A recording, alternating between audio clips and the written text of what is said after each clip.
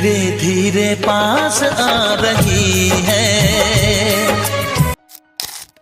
दोस्तों 12 दिसंबर को आपका कक्षा 11वीं का राजनीति शास्त्र पॉलिटिकल साइंस का अर्धवार्षिक परीक्षा का पेपर है।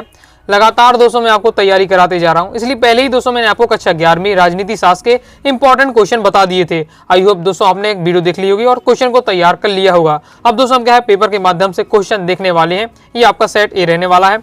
चलिए हम स्टार्ट कर लेते हैं। सबसे पहले दोस्तों हमारे क्या है सही विकल्प रहने वाले हैं। पहला क्वेश्चन है भारतीय संविधान में अनुसूचियां हैं, तो भारतीय संविधान में क्या है कितनी अनुसूचियां हैं? 12 अनुसूचियां हैं। जितने क्वेश्चन बताऊं सभी तैयार करते जाइएगा। सभी क्वेश्चन का मैं आपको सॉल्यूशन बताऊंगा, तो वीडियो को देखते ही देखते आपको तैयार करते जाना है। नेक्स्ट है मौलिक अधिकारों का सबसे सटीक वर्णन है, तो इसका दोस्तों आपका राइट आंसर हो जाएगा नंबर का किसी व्यक्ति को प्राप्त समस्त अधिकार। नेक्स्ट है भारत में उच्च तथा सर्वोच्च न्यायालय के न्यायाधीशों की नियुक्ति करता है, तो इसका दोस्तों आपका राइट आंसर हो जाएगा सर्वोच्च न्यायालय का मुख्य न्यायाधीश। नेक्स्ट है मतदाताओं को फोटो युक्त पहचान अनिवार्य कर दिया है, तो इसका दोस्तों आपका राइट आंसर हो जाएगा आपका 1993 को क्या है मतदाताओं को फोटो युक्त पहचान अनिवार्य है। नेक्स्ट है राजनीति विज्ञान के अंतर्गत अध्ययन किया जाता है मानव के, तो इसमें आपका राइट आंसर हो जाएगा राजनीतिक जीवन का, तो राजनीतिक जीवन का इसका राइट आंसर हो जाएगा। आगे देख लेते हैं। आगे दोस्तों हमारा नेक्स्ट क्वेश्चन है प्राचीन भारतीय समाज में न्याय का संबंध था, तो इसका दोस्तों आपका राइट आंसर हो जाएगा धर्म से। अब दोस्तों हम देखेंगे रिक्त स्थानों की पूर्ति कीजिए। तो पहला दोस्तों हमारा क्वेश्चन है भारत में मौलिक अधिकार डैश संविधान से लिया गया है, तो भारत में मौलिक जो अधिकार कहां से लिया गया? अमेरिका के संविधान से लिया गया है, तो इसका राइट आंसर हो जाएगा आपका अमेरिका। आगे नेक्स्ट हमारा क्वेश्चन है भारत को डैश निर्वाचन क्षेत्रों में बांटा गया है, तो भारत को क्या है 543 निर्वाचन क्षेत्रों में बांटा गया है। नगर निगमों का कार्यकाल डैश साल का होता है, तो इसका दोस्तों आपका राइट आंसर हो जाएगा 5 साल का होता है। नेक्स्ट क्वेश्चन है भारतीय संविधान व्यक्ति की डैश के लिए प्रतिबद्ध है, तो व्यक्ति की स्वतंत्रता के लिए प्रतिबद्ध है, तो इसका राइट आंसर हो जाएगा आपका स्वतंत्रता। आगे देख लेते हैं। आगे नेक्स्ट हमारा क्वेश्चन है रूसो के अनुसार डैश असमानता को दूर नहीं किया जा सकता है, तो इसका दोस्तों आपका राइट आंसर हो जाएगा आर्थिक जो असमानता है उसे दूर नहीं किया जा सकता है। किसके अनुसार? रूसो के अनुसार, तो आर्थिक असमानता। नेक्स्ट दोस्तों हमारा क्वेश्चन है संपत्ति का अधिकार डैश अधिकार है, तो संपत्ति का अधिकार हमारा कानूनी अधिकार था, कानूनी अधिकार। पहले दोस्तों हमारा संपत्ति का अधिकार एक मौलिक अधिकार था, फिर इसे हटा करके आप कानूनी अधिकार बना दिया गया है। अब दोस्तों हमारा नेक्स्ट क्वेश्चन है सही जोड़ियां। सही जोड़ियां पहला है दल बदल विधेयक, तो ये दोस्तों हमारा हो जाएगा आपका 52वां संविधान संशोधन। नेक्स्ट हमारा बेरोजगारी का उन्मूलन, तो ये दोस्तों हमारा हो जाएगा राइट आंसर हो जाएगा आर्थिक स्वतंत्रता के क्षेत्र में आता है। ओके, नेक्स्ट है दोस्तों हमारा अवसर की समानता, तो तीसरे का राइट आंसर हो जाएगा दोस्तों हमारा प्रत्येक बच्चे को निःशुल्क शिक्षा, तो शिक्षा का अधिकार है मतलब है प्रत्येक बच्चे को निःशुल्क शिक्षा। यहाँ दोस्तों हमारा अवसर की समानता है, तो अवसर की समानता हमारा क्या एक नागरिक अधिकार हो, तो ये हमारा तीसरा ये होना चाहिए। शिक्षा का अधिकार हो जाएगा प्रत्येक बच्चे को निःशुल्क शिक्षा, तो ये आपका हो जाएगा चौथा। ओके, इसके बाद है संविधान की सर्वोच्चता, तो संविधान की जो आपकी सर्वोच्चता है वो आपकी संघात्मक सरकार हो जाए, तो ये 5वां हो जाएगा। इसके बाद है 42वां संविधान संशोधन 1976 में होगा, ये हो जाएगा 6वां आपका। इसके बाद समान अधिकार, तो प्रत्येक व्यक्ति को मत देने का अधिकार है आपका समान अधिकार के अंतर्गत आता है, तो कंप्लीट हो जाता है सही जोड़ियां। इसके बाद नेक्स्ट हमारा निम्न प्रश्नों के एक शब्द में आपको उत्तर देना। पहला है मुख्यमंत्री किसे अपना त्याग पत्र देकर पद मुक्त हो सकता है, तो इसका दोस्तों आपका राइट आंसर हो जाएगा राज्यपाल, दोस्तों इसका आपका राइट आंसर हो जाएगा। इसके बाद नेक्स्ट हमारा क्वेश्चन है धन विधेयक संसद के किस सदन में पेश किया जाता है, तो धन विधेयक संसद के लोकसभा में प्रस्तुत किया जाता है। इसके बाद नेक्स्ट है संघ सूची के विषय पर कानून कौन बनाता है, तो केंद्र सरकार बनाता। संघ सूची का केंद्र सरकार। ओके, अब राज्य सूची होती तो राज्य बनाता, तो ये हो जाता आपका केंद्र सरकार। आगे देख लेते हैं। आगे नेक्स्ट क्वेश्चन है वेदों की ओर लौटो का नारा दिया था, तो ये किसने दिया था? स्वामी दयानंद सरस्वती ने। ओके, इसका राइट आंसर हो जाएगा आपका स्वामी दयानंद सरस्वती। इसके बाद नेक्स्ट दोस्तों हमारा क्वेश्चन है हमारे संविधान के लिए सामुदायिक आधारित अधिकारों को मान्यता देना क्यों जरूरी हो गया, तो इसका राइट आंसर है ताकि कोई भी समुदाय दूसरे पर क्या है प्रभुत्व स्थापित ना कर सके, इसलिए हमारे संविधान के लिए समुदाय आधारित अधिकारों को मान्यता देना आवश्यक था। नेक्स्ट है वंश के आधार पर प्राप्त होने वाली नागरिकता को क्या कहते हैं, इसे हम कहते हैं वंश द्वारा प्राप्त नागरिकता। नेक्स्ट है मार्क्सवादी समानता के जनक कौन है, तो कार्ल मार्क्स इसका राइट आंसर हो जाएगा। आगे देख लेते हैं। अब दोस्तों हम देखेंगे सत्ता पहला है नाम मात्र की कार्यपालिका और वास्तविक कार्यपालिका में अंतर है। तो ये हमारा हो जाएगा सत्य, क्योंकि क्या है दोनों में अंतर होता है। जैसे लोकसभा में मध्य प्रदेश में 29 सदस्य निर्वाचित होते हैं, तो ये भी आपका बिल्कुल सत्य हो जाएगा। इसकी आगे देख लेते हैं। आगे दोस्तों हमारा नेक्स्ट क्वेश्चन है, ग्राम पंचायत के निर्वाचित सदस्यों को सरपंच कहा जाता है, तो ये दोस्तों आपका क्या हो जाएगा, असत्य हो जाएगा। आगे देख लेते हैं। आगे दोस्तों हमारा नेक्स्ट क्वेश्चन है, भारतीय संविधान में संशोधन समय की जरूरत के अनुसार किए गए थे, तो ये भी आपका बिल्कुल सत्य हो जाएगा। नेक्स्ट हमारा क्वेश्चन है, स्वतंत्रता ही सामाजिक न्याय का मुख्य तत्व है, तो ये हमारा क्या हो जाएगा, असत्य हो जाएगा। इसके बाद नेक्स्ट दोस्तों हमारा क्वेश्चन है, भारतीय संविधान अलिखित है, तो ये हमारा क्या असत्य हो जाएगा, क्योंकि भारतीय जो संविधान है वो क्या लिखित है आपका। तो अब देख लेते हैं आगे। अब नेक्स्ट आ जाते हैं हमारे प्रश्न क्रमांक 6 से। प्रश्न क्रमांक 6 से हमारे 2 अंक वाले प्रश्न स्टार्ट हो जाते हैं, इन्हें देख लेते हैं। तो प्रश्न क्रमांक 6 है, संविधान क्या है, अथवा पूछा जा रहा है कृषि मिशन क्या है। तो संविधान में आपको क्या बता देना है, किसी देश को व्यवस्थित चलाने के लिए नियमों और कानूनों का एक दस्तावेज होता है, जिसे हम क्या संविधान कहते हैं। ओके, ये आपकी संविधान की परिभाषा रहने वाली है। इसके बाद नेक्स्ट आपसे क्या पूछा है, कृषि मिशन क्या है। तो कृषि मिशन क्या है, कृषि मिशन मार्च 1942 में ब्रिटिश सरकार द्वारा भारत भेजा गया एक मिशन था, जिसका उद्देश्य द्वितीय विश्व युद्ध के समय अपने लिए भारत का पूर्ण सहयोग प्राप्त करना था। ये आपका दिया हुआ है, इसकी शॉर्ट ले लीजिए। आगे नेक्स्ट दोस्तों हमारा प्रश्न क्रमांक 7 है, सार्वभौमिक वयस्क मताधिकार क्या है, अथवा है कौन मत देने के योग्य है। तो सार्वभौमिक वयस्क मताधिकार हमसे पूछा जा रहा है, तो ये आपका दिया हुआ है सार्वभौमिक वयस्क मताधिकार के बारे में। सिंपल लैंग्वेज से पूछा जाए कि क्या है, जो भी व्यक्ति क्या हो जाता है 18 वर्ष का हो जाता है, वह वोट डालने का उसे क्या है अधिकार प्राप्त हो जाता है, वो आपका सार्वभौमिक वयस्क मताधिकार कहलाता है। आगे देख लेते हैं। आगे नेक्स्ट दोस्तों हमसे पूछा जा रहा है क्वेश्चन, अथवा में कौन मत देने योग्य है।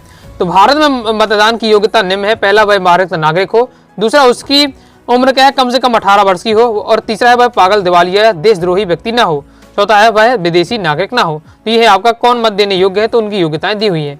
आगे देख लेते हैं। आगे नेक्स्ट दोस्तों हमारा प्रश्न क्रमांक 8 आ जाता है, कार्यपालिका से क्या है, अथवा में है संसदीय शासन में राष्ट्रपति के 2 विशेषाधिकार लिखिए। हम देख लेते हैं सॉल्यूशन। कार्यपालिका से क्या है, ये पूछा जा रहा है। तो कार्यपालिका शासन का वह अंग है जो कानूनों के रूप में निर्मित जनता की इच्छा इसको लागू करता है। कार्यपालिका का संवैधानिक प्रधान राष्ट्रपति होता है। ये और बात है कि क्या है, इसका वास्तविक शक्ति क्या है, मंत्रिमंडल में निहित होती है। मेन इसका जो प्रधान कौन होता है, राष्ट्रपति, लेकिन इसकी मेन शक्ति क्या है, मंत्रिपरिषद में क्या है निहित होती है। ये आपका हो जाता है कार्यपालिका। इसके बाद दोस्तों हमसे राष्ट्रपति के 2 विशेषाधिकार पूछे गए। राष्ट्रपति के 2 विशेषाधिकार कौन कौन से हैं। पहला है कि वह किसी भी भारतीय के प्रति उत्तरदायी नहीं होता है, एवं इन कार्यों को करने के कारण उसके विरुद्ध किसी भी न्यायालय में न्यायिक कार्रवाई नहीं की जा सकती है। दूसरा है, उसे बंदी बनाने के लिए अधिपत्र जारी यानी वारंट जारी नहीं किया जा सकता है, एवं बिना पूर्व सूचना के राष्ट्रपति पर कोई भी दीवानी कार्रवाई नहीं की जा सकती। तो ये आपके राष्ट्रपति के 2 विशेषाधिकार, तैयार आपको कर लेना है, इंपॉर्टेंट है। इसके बाद दोस्तों हमारा प्रश्न क्रमांक 9 है, विधायिका का अर्थ लिखिए, अथवा में संसद में शून्यकाल क्या होता है। तो विधायिका क्या है, विधायिका या विधानमंडल किसी राजनीतिक व्यवस्था के उस संगठन या इकाई को कहा जाता है जिसे कानून व जन नीतियां बनाने, बदलने व हटाने का अधिकार हो। ये आपका दिया हुआ है विधायिका के बारे में। नेक्स्ट अथवा में क्वेश्चन है, संसद में शून्यकाल क्या होता है। तो संसद के दोनों सदनों में प्रश्नकाल के ठीक बाद का समय आमतौर पर शून्यकाल अथवा 0 आवर के नाम से जाना जाता है। शून्यकाल में सांसद तत्काल सार्वजनिक महत्व के प्रश्न उठा सकते हैं। इंपॉर्टेंट है, प्रीवियस ईयर में आ चुका है, तैयार करके रखना है। आगे देख लेते हैं। आगे दोस्तों हमारा नेक्स्ट क्वेश्चन है, संघात्मक शासन प्रणाली की कोई 2 विशेषताएं लिखिए, अथवा में है संघात्मक शासन प्रणाली के 2 दोष लिखिए। तो संघात्मक प्रणाली की आपको विशेषताएं और संघात्मक शासन प्रणाली की आपको दोष तैयार करके रखना है। तो संघात्मक शासन प्रणाली के 2 गुण कौन कौन से है। पहला है राष्ट्रीय भावनाओं का विकास एवं उसकी सुरक्षा, ये आपको हेडिंग रहने वाली है। दूसरा है शक्तिशाली राज्य की स्थापना। ये 2 पॉइंट आपको तैयार करके रखना है। कोई भी क्वेश्चन का सॉल्यूशन तैयार करें उसकी आप पहले हेडिंग आपको तैयार करके रखना है, और जब हेडिंग आप तैयार रहेगी तो उसके बारे में पढ़ लीजिएगा, तो अंदर का एक बारे में आप 1-2 लाइन लिख सकते हो। तो राष्ट्रीय भावनाओं का विकास एवं सुरक्षा, दूसरा है शक्तिशाली राज्य की स्थापना। यह है संघात्मक शासन प्रणाली के 2 गुण। इसी के अथवा हमसे पूछा जा रहा है संघात्मक शासन प्रणाली के 2 दोष। तो पहला है दोष क्या है, राष्ट्रीय एकता पर आघात, दूसरा है अपव्यय। तो ये आपके 2 दोष दिए हुए संघात्मक शासन प्रणाली के, इसे तैयार कर लीजिएगा। तो स्क्रीनशॉट लेकर ओके, तो बहुत सिंपल लैंग्वेज में दिया हुआ है, तो जितना आपको लिखना है पेपर में उसी हिसाब से दिया हुआ है। लाइक और शेयर ठोक दीजिए, महाकाल का लाइक और शेयर ठोक दीजिए। पूरा साल मेहनत करता हूँ आपके लिए बेटा, ऐसा नहीं चलेगा, ऐसा नहीं चलेगा। आगे नेक्स्ट दोस्तों हमारा क्वेश्चन है, नीति निर्देशक तत्व क्या है, अथवा में है कैबिनेट मिशन योजना क्या है। नीति निर्देशक तत्व क्या है, ये आपका दिया हुआ नीति निर्देशक तत्व के बारे में, तो इसे आपको तैयार कर लेना है। बहुत ज़्यादा इंपॉर्टेंट है, प्रीवियस ईयर पेपर में ये भी क्वेश्चन आपका आ चुका है। ओके, जितने मैं आपको क्वेश्चन बता रहा हूँ अर्धवार्षिक परीक्षा की दृष्टि से महत्वपूर्ण है ये, इससे आपके क्या मेन आपकी वार्षिक परीक्षा की भी तैयारी हो रही है। नेक्स्ट हमारा अथवा में है कैबिनेट मिशन योजना क्या है, तो इस मिशन को विशेष अधिकार दिए गए थे तथा इसका कार्य भारत को शांतिपूर्ण सत्ता हस्तांतरण के लिए उपायों एवं संभावनाओं का तलाश करना था। तो ये आपकी कैबिनेट मिशन योजना बनाई गई थी क्या, जब देश को आज़ाद करने के लिए कैसी व्यवस्था रहनी चाहिए। आगे देख लेते हैं। आगे बढ़ने से मैं दोस्तों बताना चाहूंगा, अगर दोस्तों आप class 11th political science subject की प्रॉपर तैयारी करना चाहते हैं, okay, all chapter important question answer, all chapter objective question answer चाहते हैं, ओके, आप स्क्रीन पर देख सकते हैं कई महीनों की मेहनत के बाद आपके लिए मटेरियल तैयार किया गया है। स्क्रीन पर आप देख सकते हैं सभी चैप्टर के आपको शॉर्ट में दिखाया जा रहा है। ओके, तो इसमें कोर्स में दोस्तों आपको क्या है, ऑल चैप्टर का इंपॉर्टेंट मिलने वाला है, टाइप करके पूरा आपको तैयार किया गया है। साथ ही आपके साथ प्रीवियस ईयर पेपर रहेगा, मॉडल पेपर रहेगा आपका अर्धवार्षिक परीक्षा और वार्षिक परीक्षा के लिए, ओके, जिससे आप क्या प्रॉपर तैयारी कर सकते हैं। तो दोस्तों कोर्स को ज्वाइन करने के लिए आपको 90 39 53 44 79 इस दिए व्हाट्सएप नंबर पर मैसेज करके कोर्स के बारे में जानकारी ले सकते हैं और कोर्स को ज्वाइन कर सकते हैं। प्रॉपर आपको मटेरियल मिल जाएगा, तो आप क्या है अच्छे से तैयारी करके हाई स्कोर कर सकते हैं। आगे नेक्स्ट दोस्तों हमारा क्वेश्चन नंबर 12वां है, एकल संख्यणीय मत प्रणाली क्या है, अथवा में है लोकसभा सदस्य के लिए क्या योग्यता है। एकल संख्यणीय मत प्रणाली क्या है, तो इसका सॉल्यूशन आपको दिया, अच्छे से तैयार कर लीजिए, स्क्रीनशॉट लीजिए। ओके, आगे नेक्स्ट हमसे क्या है, लोकसभा की योग्यताएं पूछी जाती है। ये आपकी लोकसभा की योग्यताएं दी है कि वह भारत का नागरिक होना चाहिए, उसे राज्यसभा की दशा में 30 वर्ष कम तथा लोकसभा की दशा में या स्थिति में 25 वर्ष से कम आयु का नहीं होना चाहिए, कि लोकसभा की योग्यताएं दी हुई है। आगे नेक्स्ट हमारा क्वेश्चन है, समानता का क्या अर्थ है, अथवा में क्वेश्चन है समानता का सकारात्मक पहलू क्या है। सॉल्यूशन हम दोस्तों देख लेते हैं। समानता का अर्थ आपसे पूछा जा रहा है, समान रूप से समानता का यह अर्थ लगाया जाता है कि सभी मनुष्य जन्म से ही समान होते हैं, इसलिए सभी व्यक्तियों को व्यवहार व आय का समान अधिकार प्राप्त होना चाहिए। समानता प्रजातंत्र का मुख्य स्तंभ है और यह व्यक्ति के व्यक्तित्व के विकास के लिए परम आवश्यक है। नेक्स्ट हमसे पूछा जा रहा क्वेश्चन अथवा में समानता का सकारात्मक पहलू क्या है, तो सकारात्मक पहलू क्या है, सकारात्मक समानता का अर्थ एक जैसे लोगों के साथ एक जैसा व्यवहार। समानता का सकारात्मक पक्ष निष्पक्षता पर बल देता है, वह यह मानकर चलता है कि समाज में प्रत्येक व्यक्ति को अपने विकास के लिए समान अवसर मिलने चाहिए। सकारात्मक समानता क्या है कि एक जैसे लोगों के साथ क्या है, एक जैसा व्यवहार करना चाहिए, ये आपका है सकारात्मक समानता। आगे नेक्स्ट दोस्तों हमारा क्वेश्चन है, राजनीतिक अधिकार एवं आर्थिक अधिकार में अंतर लिखिए कोई दो, अथवा में है नागरिकों के कोई दो राजनीतिक अधिकार लिखिए। तो दोस्तों आपको राजनीतिक अधिकार और आर्थिक अधिकार में अंतर बताने हैं। राजनीतिक अधिकार आर्थिक अधिकार में अंतर इस प्रकार से है, तो जितना जो आपको टाइप करके मटेरियल सब दिखाए जा रहे हैं, इसी बार से आपको पूरा कोर्स में आपको रहने वाला है इजी लैंग्वेज में।